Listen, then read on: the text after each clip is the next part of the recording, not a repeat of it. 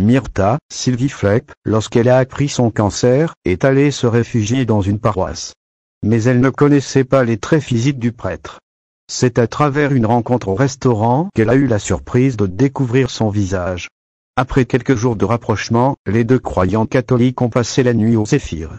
Mais la mère de Luna, Anne Dessy, ne veut pas désagréger la vocation du père Luc pour son église.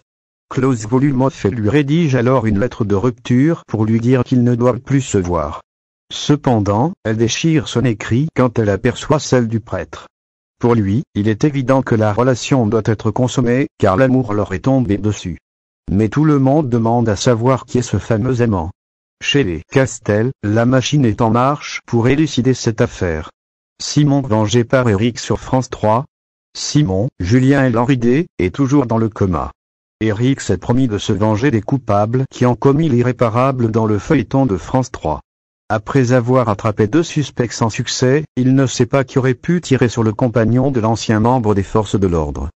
Cependant, dans les jours à venir, il a une idée en tête concernant l'identité du délinquant. Il se rend donc chez Martin, car il est persuadé que c'est lui qui a abattu de sang-froid son amoureux. En le suivant sur son yacht, il pénètre à l'intérieur du bateau et fouille dans ses affaires à la recherche de l'arme qu'a donnée Eric, Régis Ménard, au fermier pour se défendre.